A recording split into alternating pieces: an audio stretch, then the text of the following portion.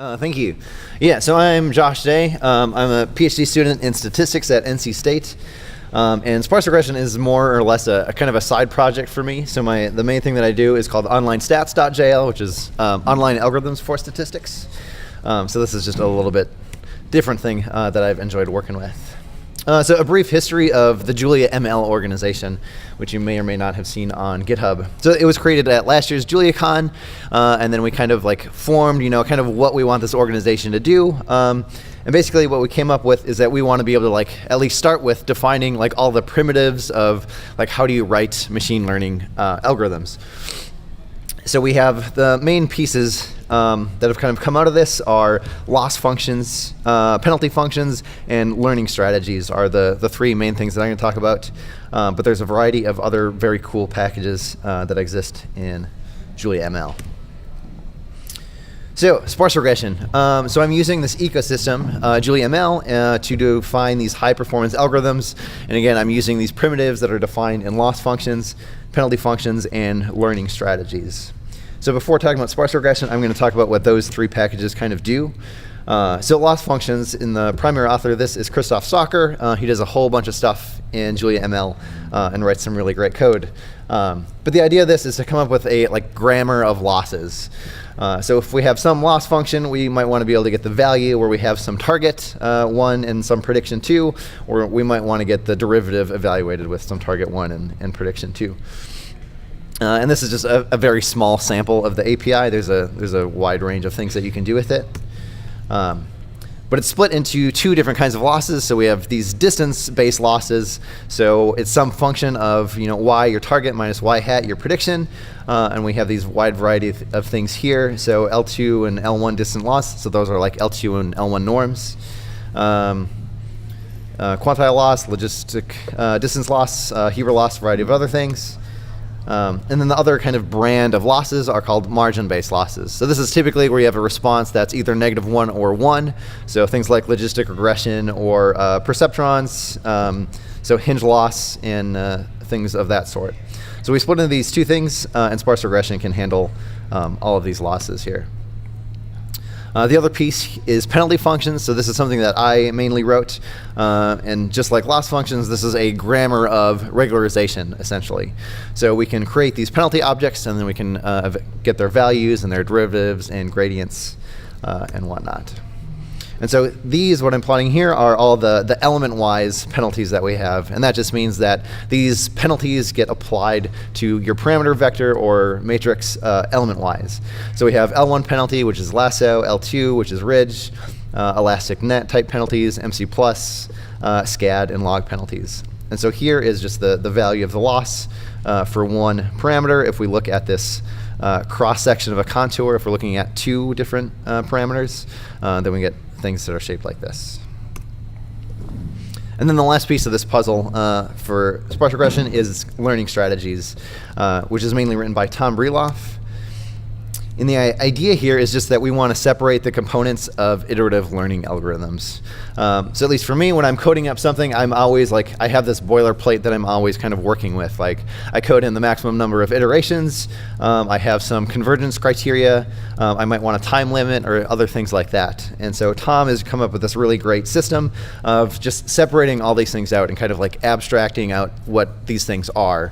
And basically what these things are, we're calling learning strategies. And so here is actually the exact code that learning strategies uses. So MetaLearner is just a collection of these strategies, and it calls some function of your strategy in your model before your main loop, and then it runs through your data with this loop.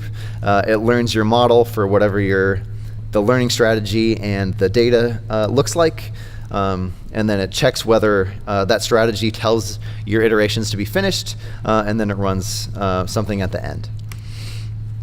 So the sparse regression model, so how I'm defining models in this package is, so we have this loss. I'm kind of considering as a mean of these loss functions plus element-wise penalties. So we have the second term, which is just penalizing the size of the coefficients. So this is just to help with things like overfitting. And so here is the exact struct that I'm working with for the sparse reg model.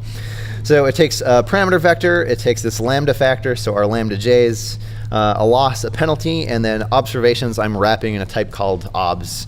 And so one reason for that is that you can add weights to your observations and things like that, and then I can then dispatch on whether observations are weighted or not. So, and why is this called sparse regression? So with certain penalties, as these regularization coefficients kind of increase, your beta j's shrink to 0. So here is the solution as I'm slowly increasing these lambdas. And so as lambdas go up, all these things kind of shrink to 0, and you can see as the points snap from blue to orange or red that they're actually getting set to 0. So this is the idea of that it's sparse. So if we have a very sparse signal and a whole lot of noise, we're trying to get all of our noise set to 0. And so essentially all I've done with sparse regression is I introduced this model type called SparseReg, and now I've added new learning strategies that the learning strategies package can use, which are like my algorithm types. All right, so let's look at just a very quick example. So data generator is just a very small package for simulating some data. So here, let's create some data, and so I'm spitting out whatever the true coefficient beta is here, which in this case is just a lin space from -1 to 1. All right, so to create my SparseReg object, first I have to give it some observations, which again, so are wrapped in this obs type. I want to tell it to do linear regression, and this is just an alias for a scaled L2 norm.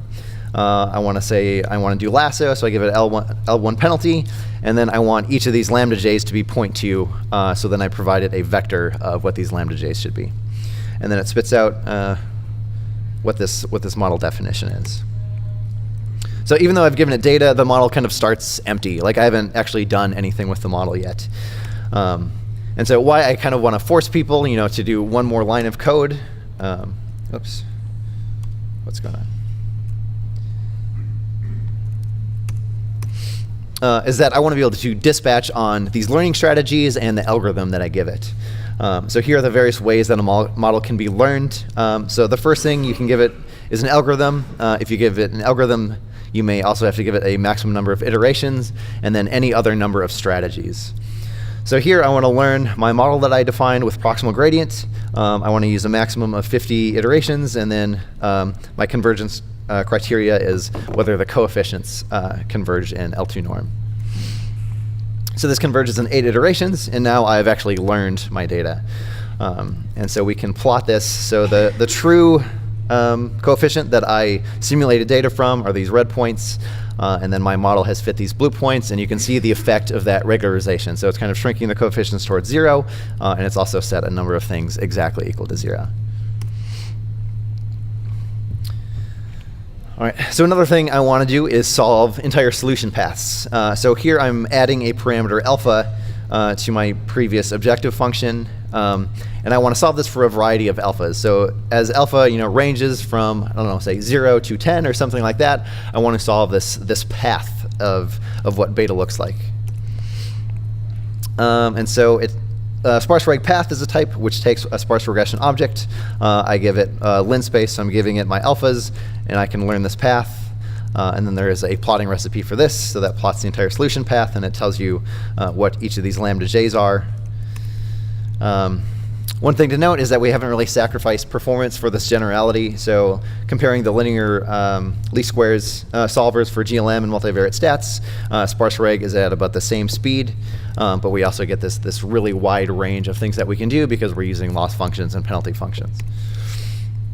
So future things I want to do is make this working with more abstract arrays like sparse matrices. There's a few opportunities for optimizations, add more algorithms like coordinate descent, and then I haven't really cracked at cross-validation schemes yet.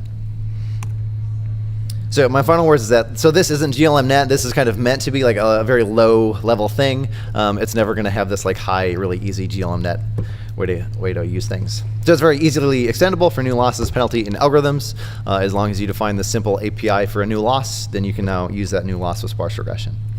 And that's all I have. Thank you.